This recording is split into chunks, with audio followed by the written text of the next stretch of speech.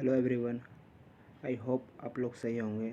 मेरा नाम विशाल है और मैं सेमेस्टर फर्स्ट का BA honours English and BA honours political science का जो जेनरिक इलेक्टिव सब्जेक्ट होता है, दिल्ली प्राचीन काल से प्रारंभिक आधुनिक इतिहास के निर्माण तक का जो सब्जेक्ट है, उसके टॉपिक्स में कवर करने वाला हूँ line by line, first, second, third, fourth and fifth जो भी चैप्टर्स है उन सब के बारे में। तो आज हम फर्स्ट टॉपिक के बारे में थोड़ा डिस्कशन करते हैं एंड दिल्ली के बारे में, जो प्राचीन काल से लेके एंड आधुनिक इतिहास के बारे में, इसके बारे में पढ़ने वाले हैं। तो पहला चैप्टर की तरफ देखते हैं।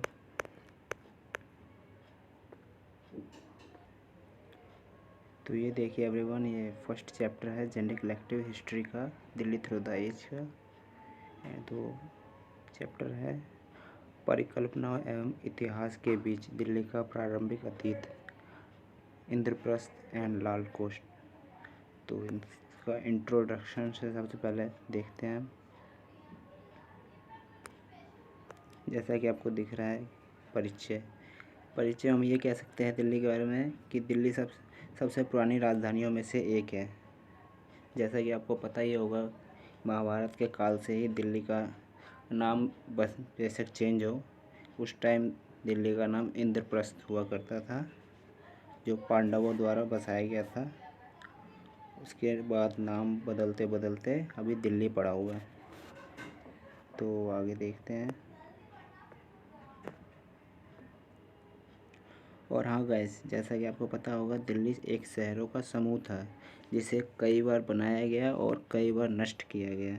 तो हम इस चैप्टर में यही पढ़ने वाले हैं कि दिल्ली को किन्होंने बनाया, कब नष्ट हुआ, किन किन ने बनाया, इन सब के बारे में। तो इसके बाद है दिल्ली के अतीत के अध्ययन के स्रोत, मतलब दिल्ली के हिस्ट्री के बारे में हमें कहाँ कहाँ से पता चलता है, उसके बारे में बात करेंगे। तो देखते हैं। जैसे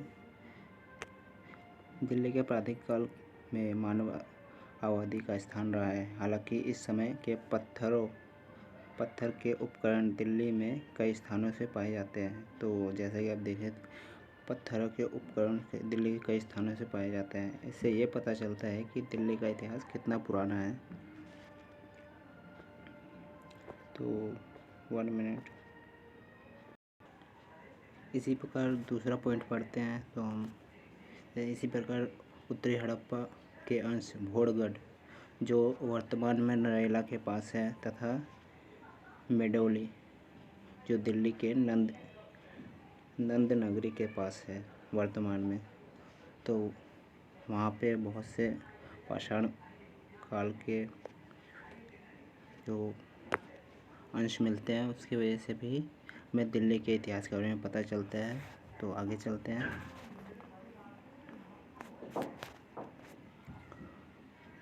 और एक लेखक हैं उपिंदर सिंह, ये दिख रहा होगा, 1 मिनट। उपिंदर सिंह हैं। इन्होंने पत्थर के औजार, प्राचीन टीलों, मिट्टी के बर्तन, मूर्तियों, मूर्तिकला, साहित्य एवं स्थानीय परंपराओं के प्रमाणों को एक साथ बताते हुए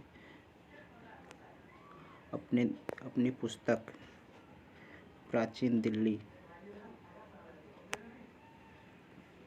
दिल्ली में दिल्ली के इतिहास के बारे में बताया है। तो वहाँ से भी हमें पता चलता है दिल्ली के इतिहास के बारे में।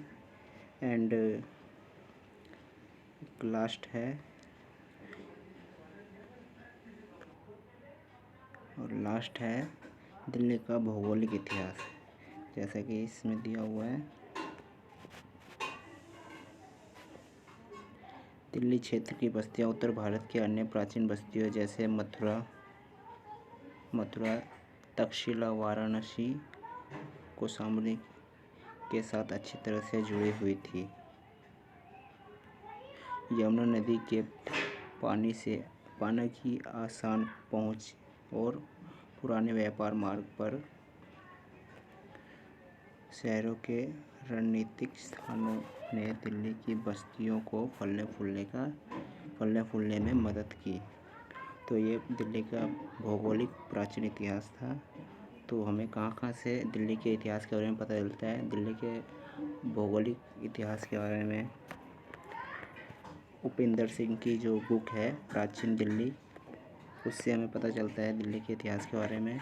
और दिल्ली में जो भोरगढ़ है, मंडोली है, वहाँ से हमें पता चलता है दिल्ली के इतिहास के बारे में।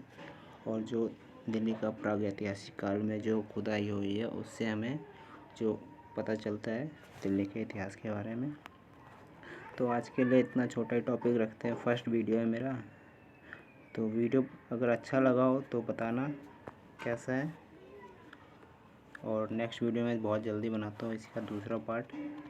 इंद्रप्रस्थ के नाम से प्राचीनतम उपनिवेश, ये टॉपिक नेक्स्ट वीडियो में कवर करेंगे हम। Thank you and God bless you. Bye.